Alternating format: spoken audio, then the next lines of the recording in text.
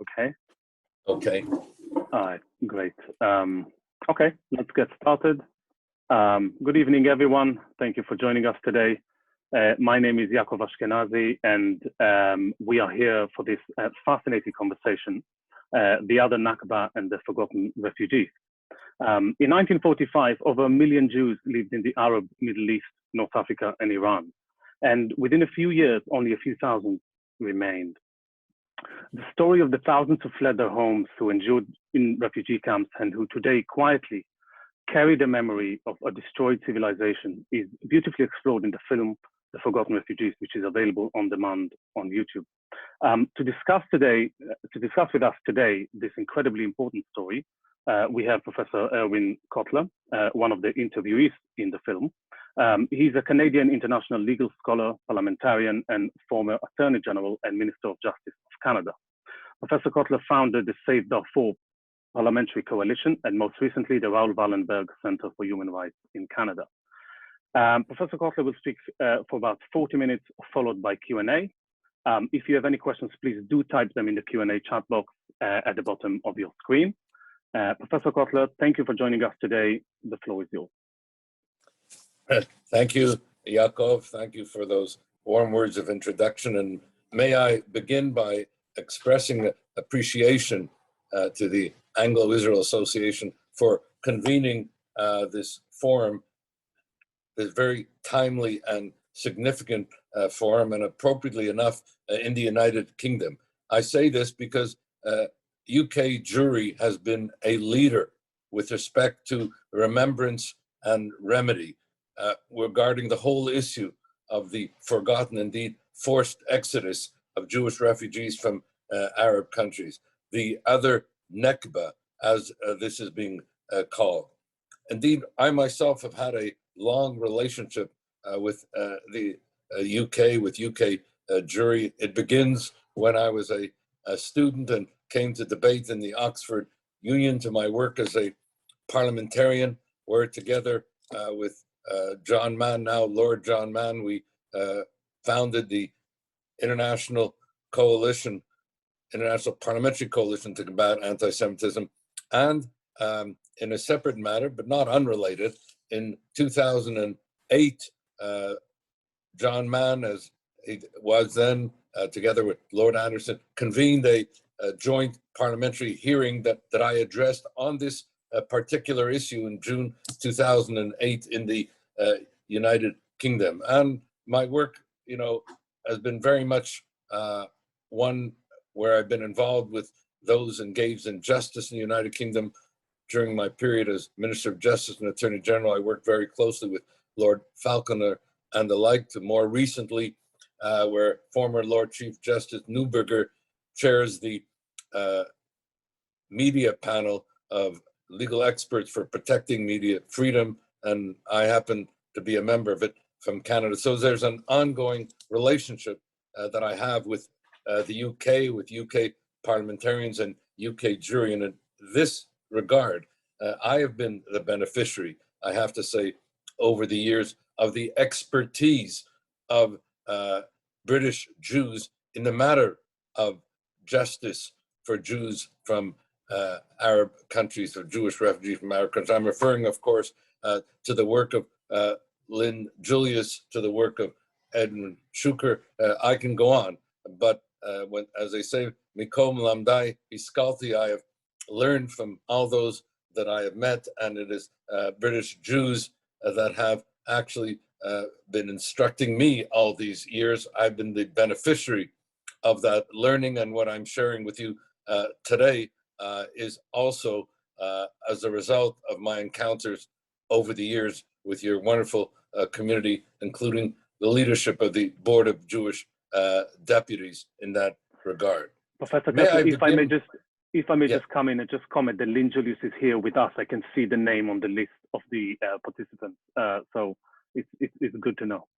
Yeah, and she has been really an important voice, heard internationally, and her testimony has been very compelling. In fact, it is those witness testimonies and those that you saw in the movie on the forgotten refugees. Really, it's not only forgotten, but in fact eclipsed from the peace and justice narrative to which they belong, that I'll be addressing my remarks. And in that regard, may I share with you an experience I had as a Minister of Justice and as a parliamentarian, which I think may serve as an interesting looking glass for our meeting today. I was addressing, this took place 15 years ago, but I have to say it has repeated itself since then, and as recently as last week, a similar experience.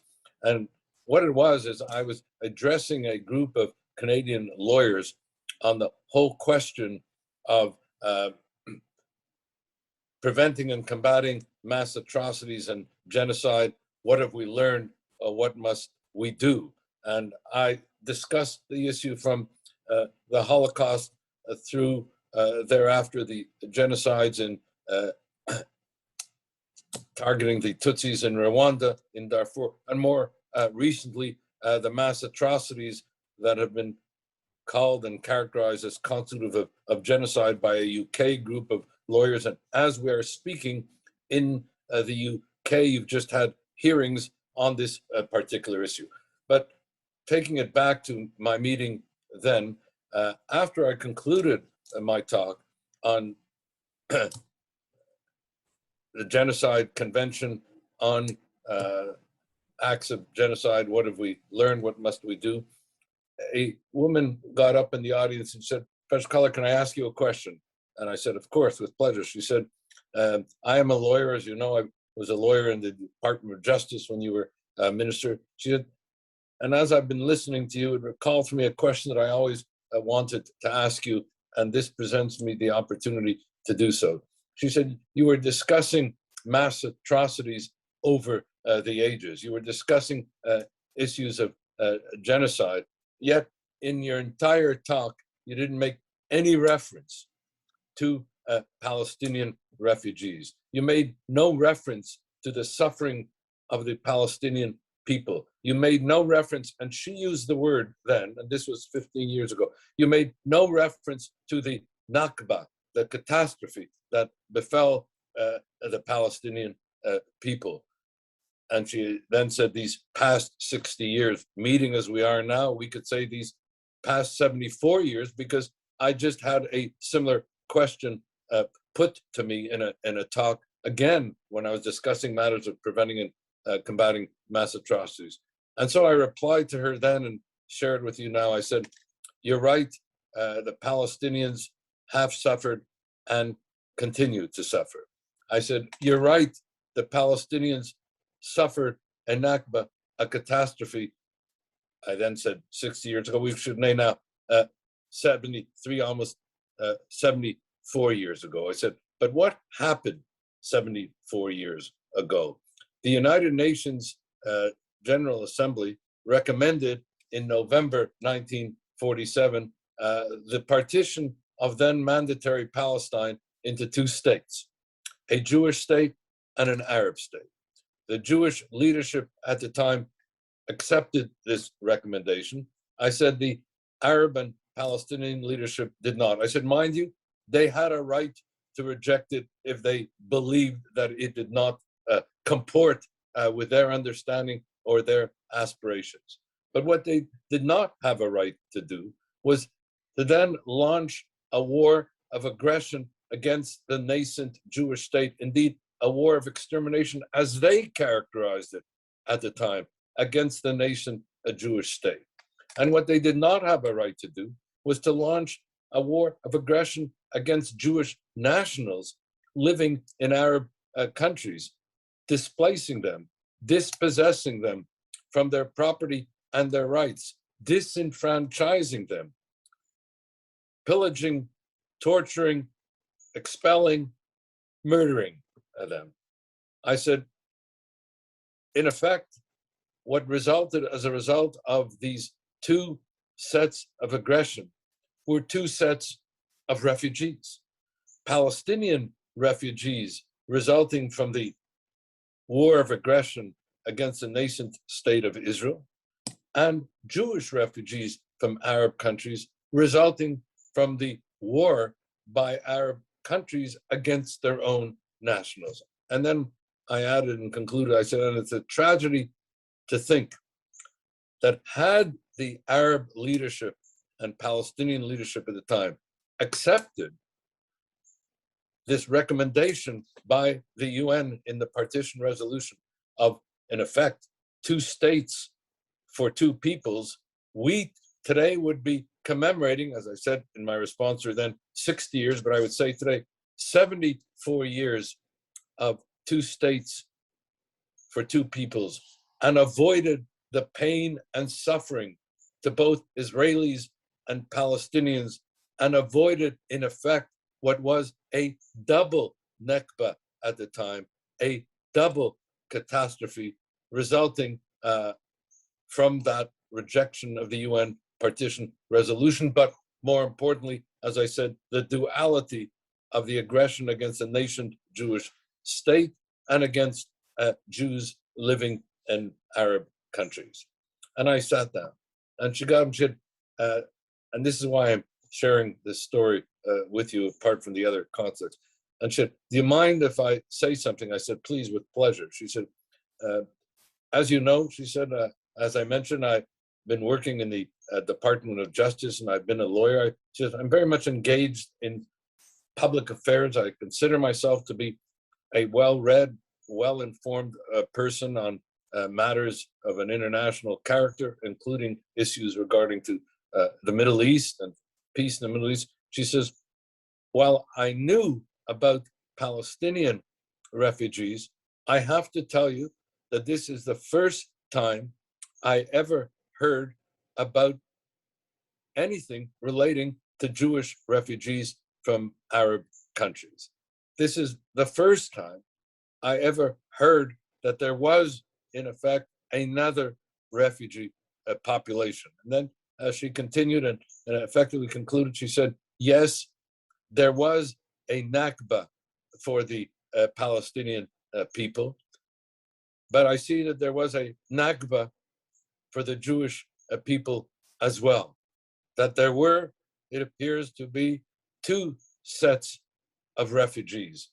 I will have to go back now and begin my study and learning, because if I want to address the issue, I will have to understand not only, as she put it, the double Nakba, but also responsibility and accountability for what happened. And it's in that context that I'm addressing you today. And as I said just a week ago, I had a similar experience where, once again, addressing the whole issue on the topic of the Holocaust, genocide, and human rights.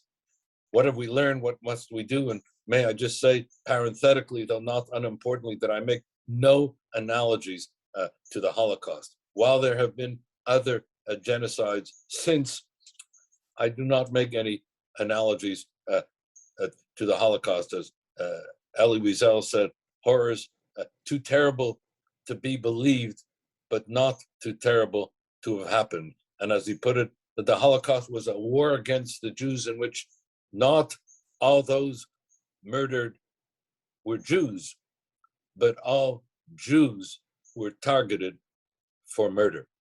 And that's why I make no analogies regarding the Holocaust and other genocide, but I make it in the sense that, having spoken about the other genocides, just a week ago, I was asked the same question: why have you not spoken? And this time it was added about the genocide against the Palestinians. Why have you not spoken about the apartheid that they are suffering under, etc.? And I gave an answer that also related to what we are now commemorating, which is the 20th anniversary of the Durban Conference, the World Conference Against Racism that was held in September 2001 in Durban, which also serves as a backdrop for our discussion today. I have to tell you that when it was first announced in 1997 that there was going to be a World Conference Against Racism in Durban, South Africa in September 2001, I greeted that with anticipation, if not excitement. This was going to be the first World Conference Against Racism in the 21st century. This was going to be the first International Human Rights Conference of the 21st century, where anti-racism was to be its organizing theme. This was going to commemorate the dismantling of South African apartheid. And for me, I have to say, I can share with you, I was arrested in South Africa while I was there in 1981 as part of the anti-apartheid activity at the time. So for me, this is the 40th anniversary of the remembrance of my involvement in the anti-apartheid struggle. But to go back, we were to be commemorating the dismantling of South African apartheid, and therefore for me that was yet another important dimension of this World Conference. But what happened at Durban, and I say this as someone who was a member of the Canadian delegation and who participated in the official governmental forum, but also participated in the NGO forum, was that a World Conference Against Racism turned into a conference of racism against Israel and the Jewish people. A conference that was to promote and protect human rights turned into a conference singling out one member state, one people, singling out Israel and the Jewish people for selective opprobrium and indictment. A conference that was to commemorate the dismantling of South Africa as an apartheid state became a conference calling for the dismantling of Israel as an apartheid state.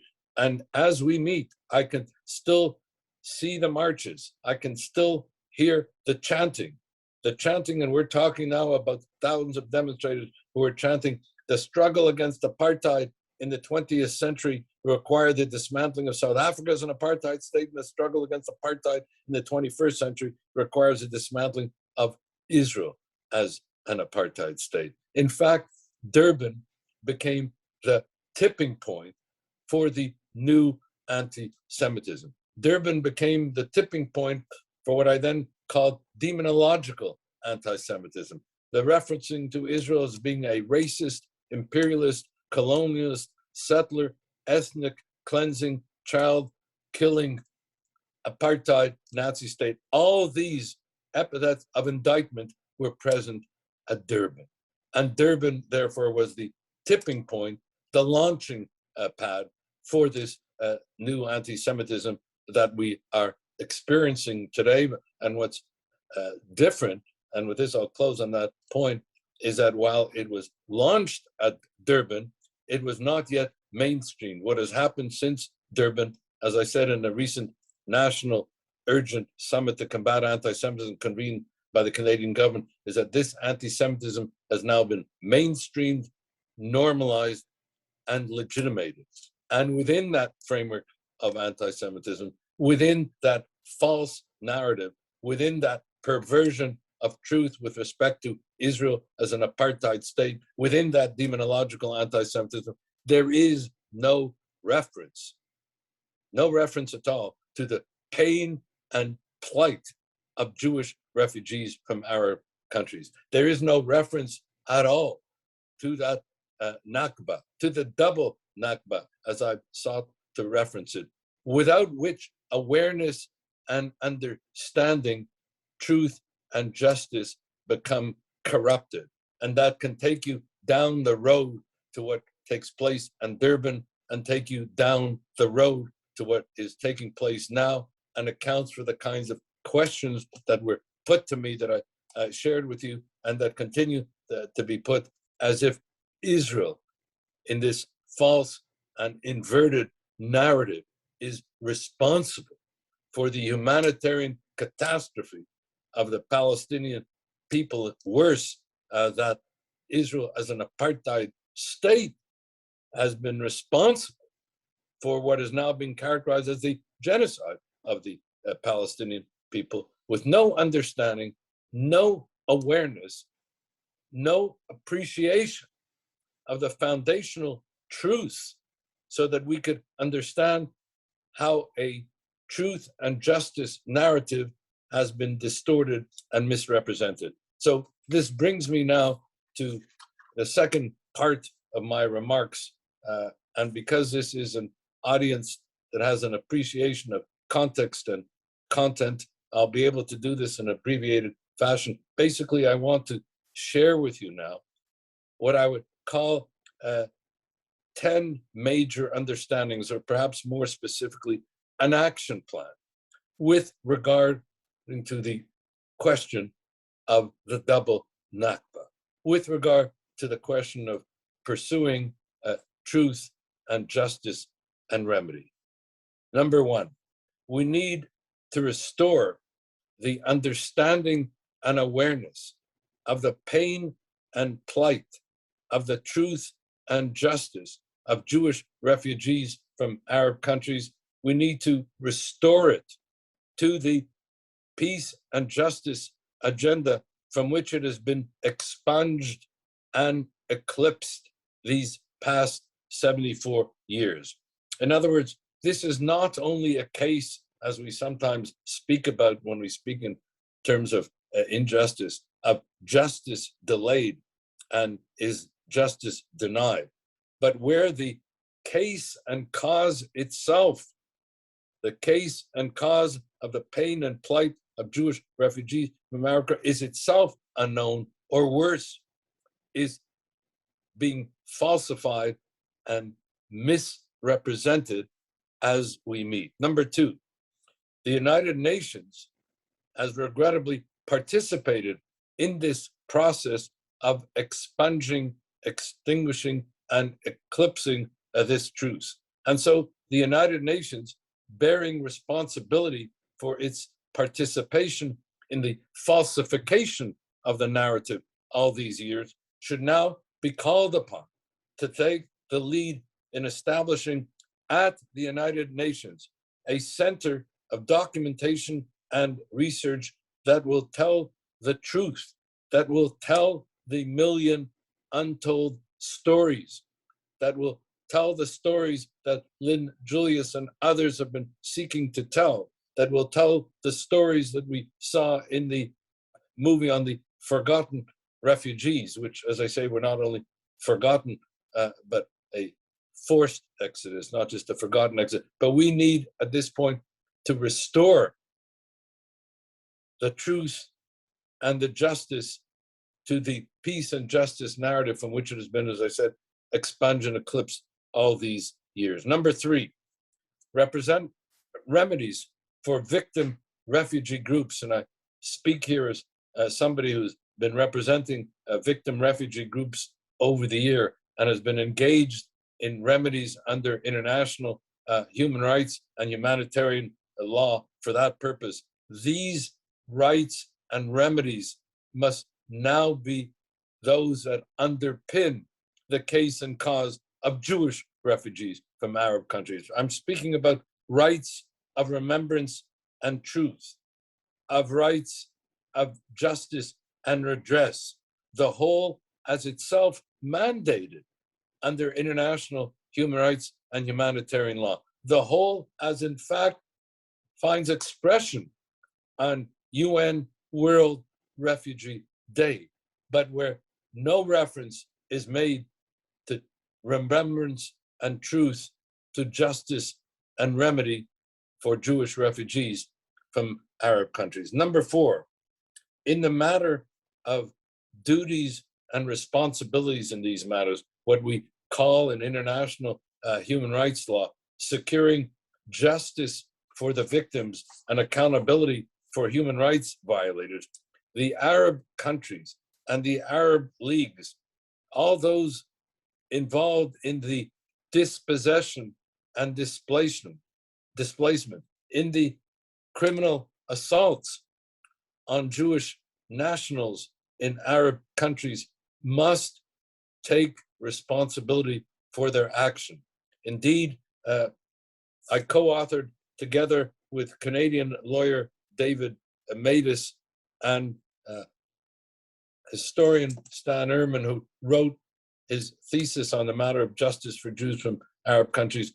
We put out a monograph called Rights and Redress, Justice for Jews in Arab countries, where we disclosed that already in 1947, there was a blueprint by Arab countries, in effect, a criminal conspiracy with respect to a coordinated assault on Jews in Arab countries to, in effect, disenfranchise them, to denationalize them, to displace them, to plunder and pillage their property, to expel them, and to murder them. It's all set forth in their own hands by those who drew up the blueprint at the time that we disclosed. And it is that blueprint and the actions that followed therefrom for which, at this point, for the purposes of truth and reconciliation, Arab states, thereby responsible, must, in fact, take responsibility. In other words, what we need at this point is an acknowledgement for their role in the double aggression as I described it, lest we continue with this culture of impunity, lest this false historical narrative continue to perpetuate itself, lest we continue to witness the absence of any accountability, and therefore with the absence of any accountability, the absence of securing justice for the victims. Number 5, the Arab League Plan of 2002 and variations thereof should include now reference to Jewish refugees from those Arab countries, should include reference to this forgotten and forced exodus in the same way that now the state of Israel references the situation of Palestinian refugees in their understanding of the Israeli-Palestinian, Israeli-Arab conflict. And so we need this acknowledgement of accountability here when we speak also with regard to the pain and plight of Indigenous peoples in Canada. We say that we have to begin with the search for truth, with the search for justice as the basis for reconciliation. And let there be no mistake about it. The Jewish people are an indigenous people in the Middle East. The history of Jews from Arab lands goes back 2,500 years. It precedes even the arrival of Islam or Arabs. And so indigeneity is a common and shared experience of the Jewish people in Arab countries, just as the Jewish people, with respect to the state of Israel, is a prototypical indigenous people, a people that still inhabits the same land, embraces the same religion, studies the same, if you will, indigenous Torah, indigenous Bible, observes the same indigenous traditions as we are doing now in Rosh Hashanah, Yamim Noraim, Yom Kippur. Let us understand the historical nature of these indigenous traditions that speaks the same indigenous language, Hebrew, and bears the same indigenous name, Israel, as we did 3,500 years ago, and where Jews from Arab countries share that Mid-East indigeneity, which is also being denied and, in fact, falsified. Leads me to the 6th point, and I'll move quicker in this action plan. The United Nations General Assembly, in the interest of both the search for truth and the search for justice and the search for peace, let alone the foundational principle in the UN Charter that underpin UN institutions of equality before the law for all nations, large and small, must make reference to Jewish refugees in their ongoing resolutions on the Middle East. Yet, as we meet, while the UN General Assembly has adopted more than 200 resolutions referencing the Middle East, there's not yet been one resolution, I repeat, not one resolution at the UN General Assembly that has been adopted with respect to justice for Jews from Arab countries. The UN Human Rights Council, whose mandate is the promotion and protection of human rights, has yet to even address the issue of Jewish refugees from Arab countries as an item for discussion on that council, while it has a specific Agenda 7 item that singles out the Jewish state for selective opprobrium and indictment, that is on every hearing of the UN Human Rights Council. And I've been there and I've seen it and I've witnessed it, a kind of Alice in Wonderland situation where, in fact, the conviction and sentence are adopted even before the hearing begins, and where UN agencies dealing with compensation for refugees, dealing with compensation for Palestinian refugees, and I'm not saying they should not deal with those issues of compensation for refugees in general or Palestinian refugees in particular, make no reference at all to Jewish refugees, to any indemnification of Jewish refugees for their suffering, dispossession, and the like.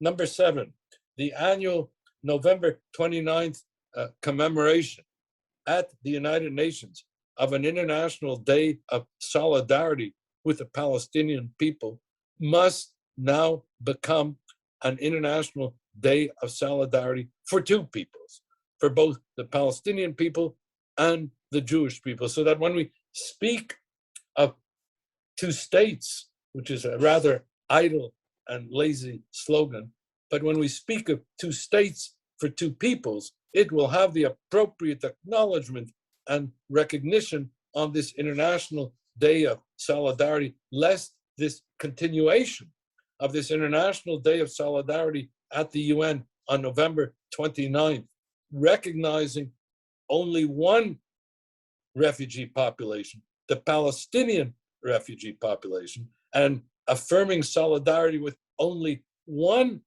refugee community and one people, the Palestinian refugees and the Palestinian people, indulges that false and inverted historical narrative and thereby corrupts the understanding and awareness that is so necessary for peace and justice and reconciliation. Number 8, jurisdiction over Palestinian refugees should be transferred from UNRWA to the UN High Commissioner for Refugees. There was no justification then, and there remains no justification now for a separate agency to deal alone with the issue of Palestinian refugees, to not reference Jewish refugees from Arab countries, whereas all other refugee issues are dealt with by the UN High Commissioner for Refugees, and where this also indulges the distortion, let alone that UNRWA itself has become, as the reports and evidence have displayed, really an arena of corruption, and where within UNRWA you have standing incitement to hate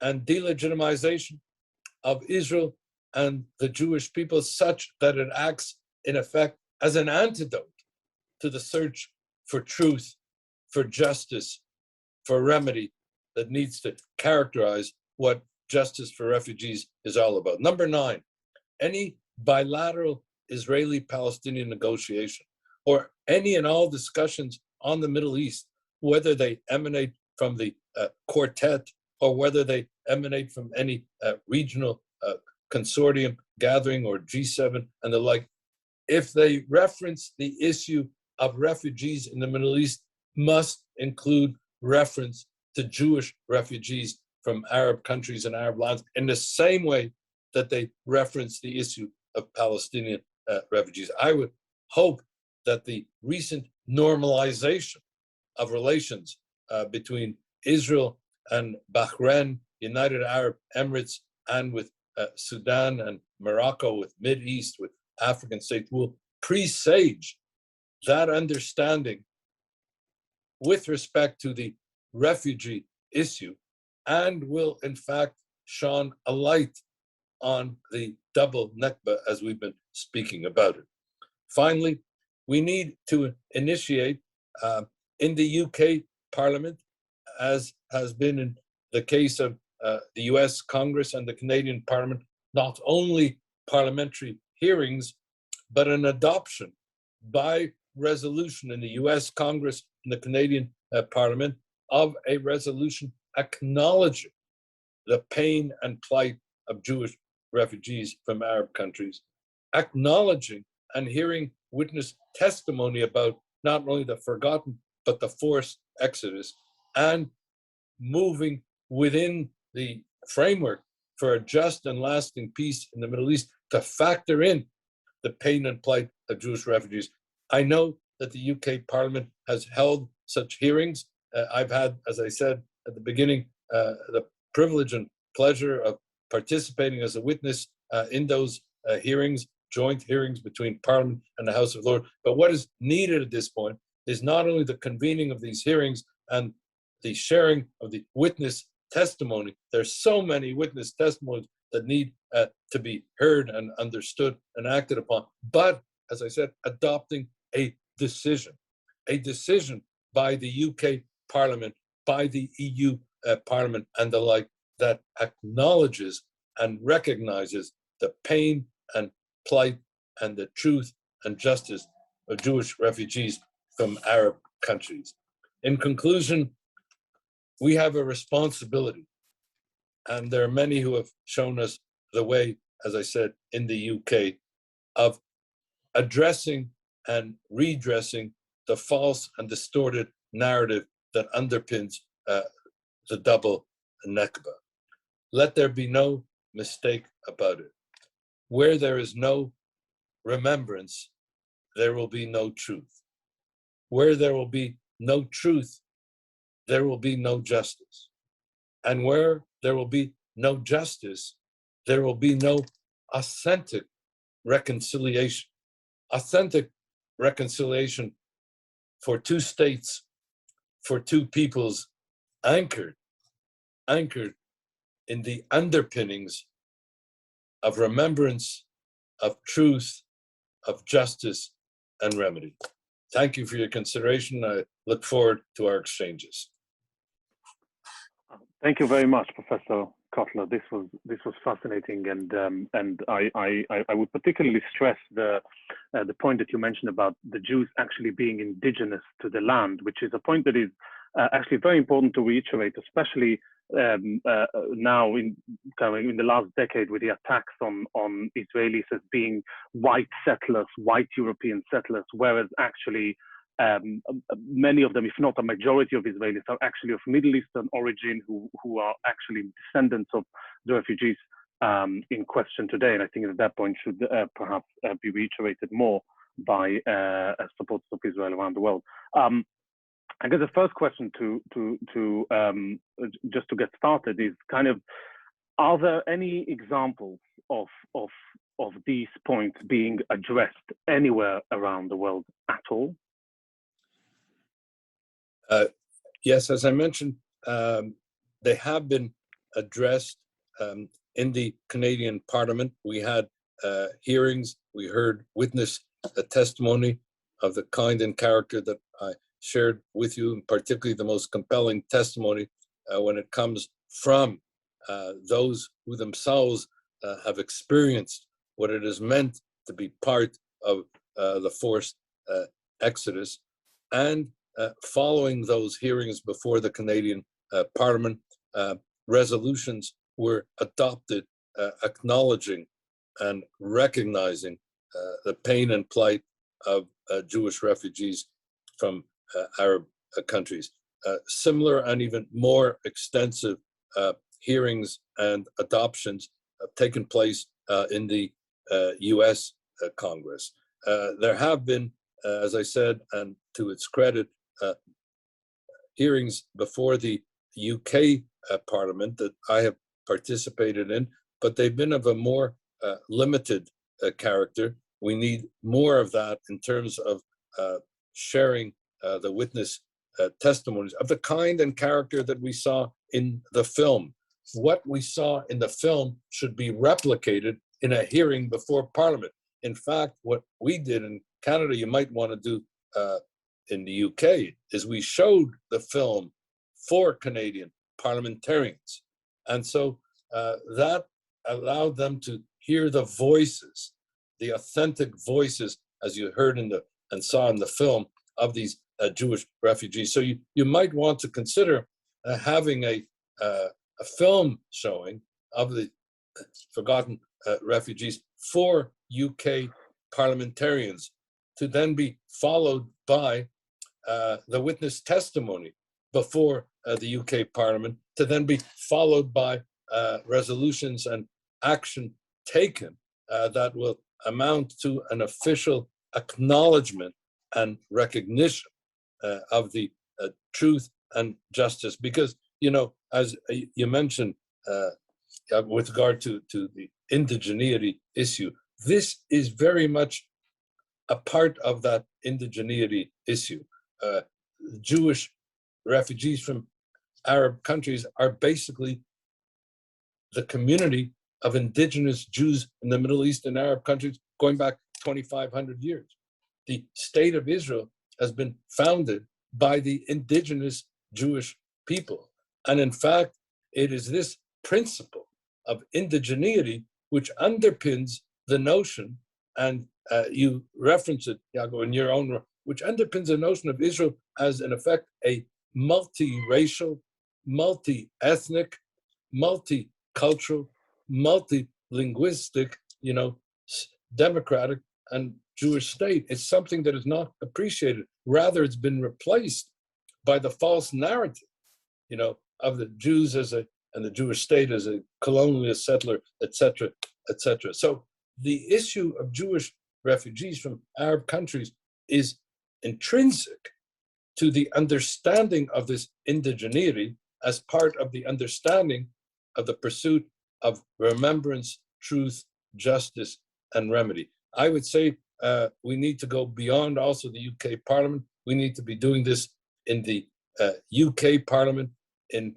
the EU Parliament and EU community. We need to do this and amongst intergovernmental organizations, but the United Nations must be a focal point for this, because it's scandalous that coming up in November, we're once again going to witness the International Day of Solidarity with the Palestinian people taking place on November 29th to commemorate the partition resolution, but in fact falsifying, misrepresenting, inverting that resolution and converting that into the Nakba of the Palestinian people, for which the Jewish people and Israel are responsible. Even worse now, the Nakba, even regarded as the genocide perpetrated by the apartheid state Israel, without any reference to the real apartheid, which was the exclusion of Jewish refugees from Arab countries. That's that kind of displacement and dispossession, where no Jews can live amongst us, where it was effectively, you know, a framework of apartheid. And that's why I say that it's Jewish history and Jewish law that has been, and international law that has turned on its head. Thank you. And this would actually lead us nicely to the next question, which is that indeed, how have the Palestinians managed to secure a day for themselves like that, ignoring all the other refugees, and an amount of refugees, if I understand correctly from the film, is about 800,000 Jews from Arab lands that were expelled. And how did the Palestinians manage to kind of like take over the conversation and only focus on Arab refugees rather than the Jews? Well, you know, they've taken over the conversation. We sometimes forget about the preponderance of numbers. I mean, you know, when you've got a 56 state Islamic conference, that gives you a critical mass of representation and advocacy to begin with. There's only one Jewish state. That Jewish state, you know, has to deal with the preponderance of billions who are making the false narrative. and it has to somehow find a place for its truth, while we are increasingly experiencing a post-truth universe. I don't have to tell you how these lies are being exponentially spread now in the social media. I mean, even here as we meet this, in COVID-19 became itself a framework for the falsification of truth, where Jews, the Jewish people, and Israel were accused of having manufactured the COVID-19 virus, of having been responsible for its spread, and having done so in order to profit from it. In other words, the ancient tropes of the Jews as the poisoners of the wells reappearing. And so what we need to do is do our best to see that our voice and our representation is heard in the arenas where, in fact, we have a right to have that voice heard, and where those arenas, like the UN, has a responsibility to give expression to it. And so if we have this International Day of Solidarity, and it does not make any reference to the Jewish people, this is an assault on truth. This is an assault on history. This is an assault on international law. And we have to come now forward as the plaintiff. We've too often been seeing ourselves almost as the person in the docket of the accused. We have to become the plaintiff.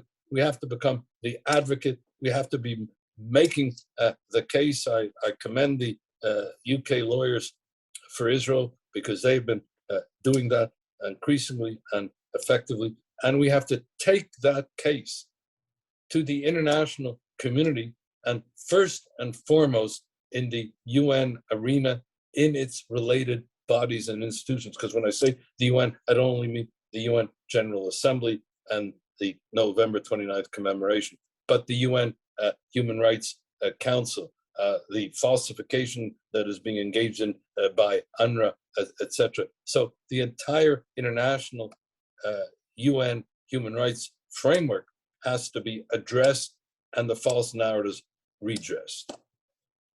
Thank you. You mentioned during your talk also the Abraham Accords, and as part of those accords, Israel also officially made peace with Morocco, which used to house one of the largest Jewish communities in Middle East and North Africa.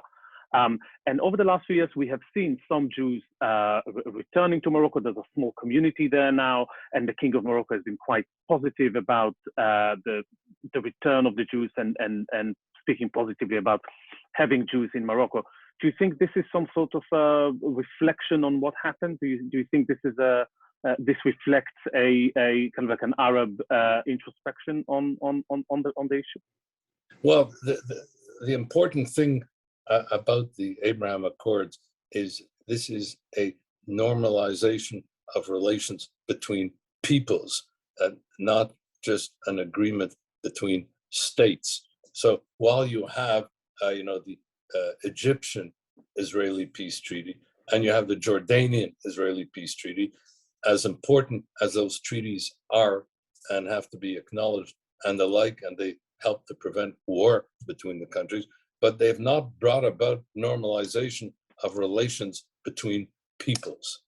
I think the Abraham Accords is an important representation of the principle and policy of normalizing relations between peoples in the areas of science, the economy, peace, and the like, and young people coming together.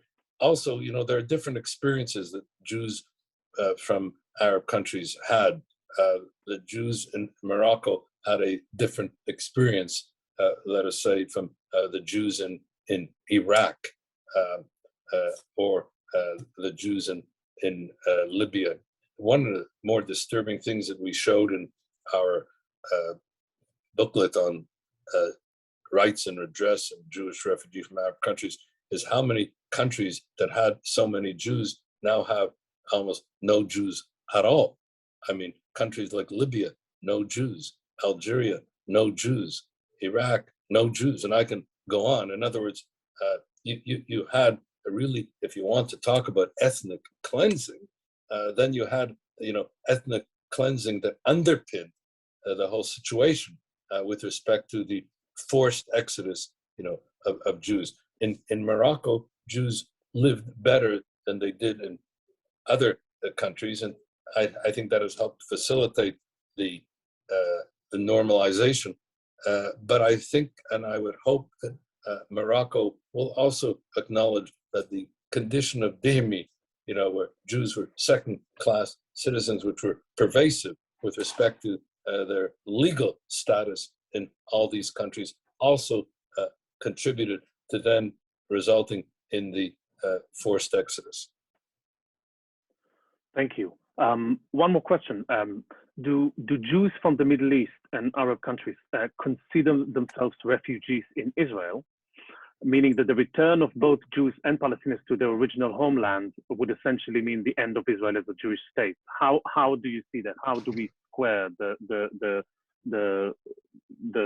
identity of Jewish refugees versus the state of Israel? Well, there's an identity of what happened that brought them to Israel. That's when they were in effect Jewish refugees from Arab countries, and there's an identity of them as citizens of Israel who are no longer refugees. There is a duality, but there is a relationship to that duality. In other words, we cannot forget the pain and plight that they experienced in being not only assaulted, but expelled, and therefore I refer to the forced exodus. And that is something that they've experienced, and that is, that experience of having been refugees, but having been citizens and contributing to the state of Israel, they are no longer in a situation of being refugees and don't see themselves rightly as being refugees. So there's a difference between the origins of them as refugees, part of that forced expulsion, but when they were still part of that indigenous people that got expelled, and then, are living now in their indigenous homeland as free citizens. And I think the contrast between the Jewish state, where they became citizens in their homeland, and with regard to the Palestinian refugees who've been kept by Arab countries in a perpetual state of even exclusion from citizenship in Arab countries, let alone, the perpetuation of the false narrative regarding the double Nakba. So Israel provided redress in that sense. The Arab countries never did, for the double Nakba, for their dual responsibility, for two sets of refugees, both for Palestinian refugees arising out of the Arab aggression against the nascent Jewish state, and Arab aggression, if you will, against their own Jewish nationals. One other thing, because it's important, it took Israel until 2014 until it finally established a day of solidarity for recognition of Jewish refugees from Arab countries. And the reason for that was because, it did not see the Jews any longer as refugees. But that didn't mean that we could ignore, or that Israel should ignore, the pain and plight of what they experience as refugees. And that goes back to your point. The Arabs have maintained that false narrative. It took Israel a long time to even itself have a day of recognition and remembrance for Jewish refugees from Arab countries because of that duality of having been refugees, but now being, citizens, proud citizens in Israel. Professor Kotler, thank you so much. This has been very educating and informative. Thank you so much for taking your time today to teach us about the subject, and I'm sure our audience will make the conclusion from it. Thank you very much. Thanks everyone for joining us, and have a great evening. Thank you, and a Gemar Chatima Tova to everyone. Thank you. Shana Tova, everyone, whoever said it.